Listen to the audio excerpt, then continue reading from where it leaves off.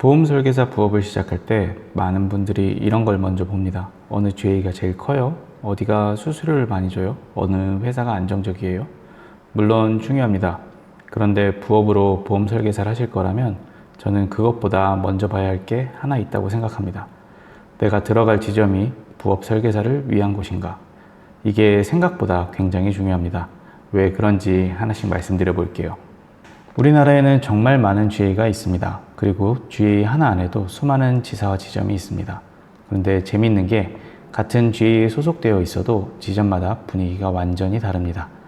어떤 지점을 고액 계약을 잘하는 설계사들을 모아서 매일 교육을 합니다. 또 어떤 곳은 1인당 생산성을 엄청 중요하게 봅니다. 또 어떤 곳은 블로그나 유튜브, SNS 영업을 전문적으로 하고 어떤 곳은 전통적인 지인 영업을 합니다. DB를 사서 매일 상담하는 방식으로 운영하는 곳도 있습니다. 같은 GA 이름을 쓰고 있어도 실제로 그 안에 들어가 보면 완전히 다른 조직인 겁니다. 그래서 어느 GA가 좋습니까? 라는 질문만으로는 사실 답하기가 어렵습니다. 어느 지점에 들어가느냐가 훨씬 중요할 수 있습니다. 그리고 보험영업 조직을 이해하려면 한 가지 현실을 알아야 합니다. 보험영업 현장에는 결국 실적의 영향력이 굉장히 큽니다. 조금 거칠게 표현하면 실적이 깡패입니다. 한 달에 수백만 원의 보험료 실적을 하는 설계사와 한 달에 한 건 할까 말까 하는 설계사가 있다고 해보죠. 둘이 동시에 이것 좀 빨리 처리해 주세요 라고 하면 누구 걸 먼저 처리할까요? 당연히 실적이 큰 사람 쪽으로 갈 가능성이 높습니다. 그 사람이 나빠서가 아닙니다. 그냥 조직이 그렇게 움직일 수밖에 없습니다. 실적이 큰 설계사는 매일 계약이 들어오고 매출을 만들어내고 있으니까요.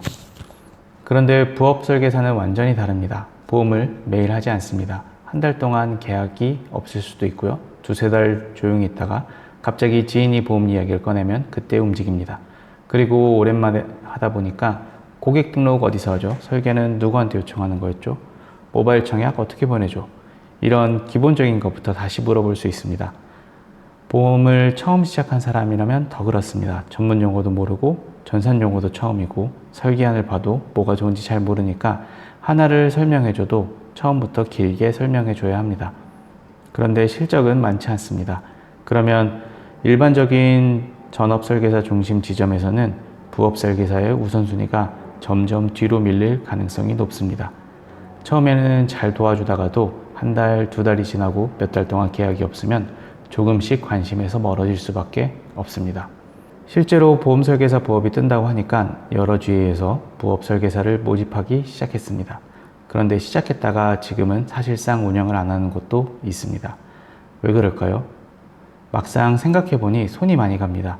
부업 설계사 한 명을 지원하려면 기본적인 것부터 계속 알려줘야 합니다. 그런데 실적은 매달 나오지가 않습니다. 전업조직 입장에서는 비효율적으로 보일 수도 있습니다. 그래서 생각보다 이게 돈이 안 되네 하고 흐지부지 되는 겁니다. 저는 부업 보험 설계사는 일반 설계사와 똑같이 보면 안 된다고 생각합니다. 부업 설계사는 크게 세 가지 특징이 있습니다. 첫 번째, 어쩌다 한 번 합니다. 매일 보험을 파는 사람이 아닙니다. 본업이 있고 고객이 있을 때만 움직입니다. 두 번째, 일반인 눈높이에서 설명해 줘야 합니다. 보험업계 사람들끼리 쓰는 말로 설명하면 안 됩니다. 가격 올리고 인수심사 넣으세요. 이렇게 이야기하면 처음 하는 분들은 못 알아먹습니다. 여기 들어가서 고객 정보를 먼저 등록하고 이 메뉴에서 설계를 요청하시면 됩니다. 이런 식으로 하나씩 설명해야 합니다. 세 번째, 항상 관리할 필요는 없지만 필요할 때는 도와줘야 합니다. 이게 가장 중요합니다.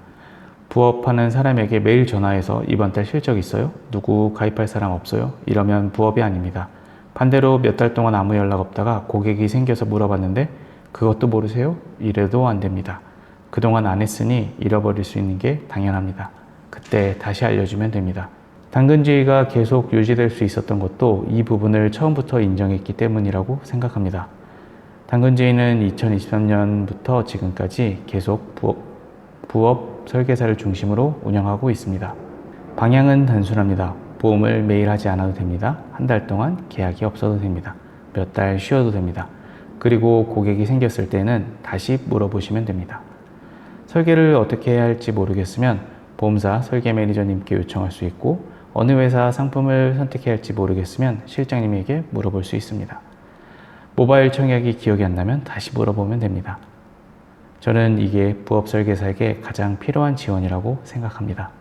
사실 매일 교육받을 필요도 없습니다. 출근할 필요도 없고 매달 목표를 세워놓고 그 숫자를 맞출 필요도 없습니다.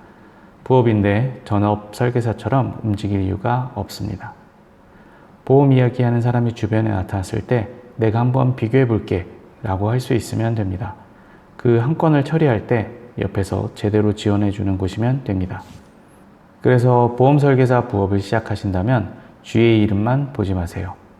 여기가 업계 몇 위인가, 수수료가 몇 프로인가 이것도 보셔야 하지만 그보다 하나를 더 물어보셨으면 좋겠습니다.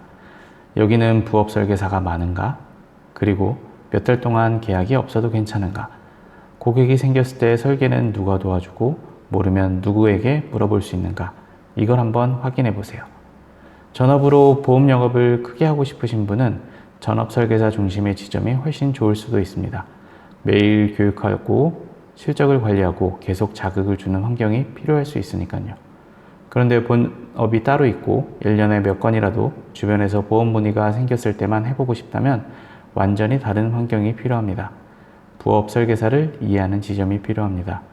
결국 보험 설계사 부업에서 중요한 건 큰 GA를 찾는 게 아니라 나와 맞는 지점을 찾는 것입니다. 부업은 부업답게 해야 오래 갑니다. 당근 GA도 그 방향으로 계속 운영해 보겠습니다.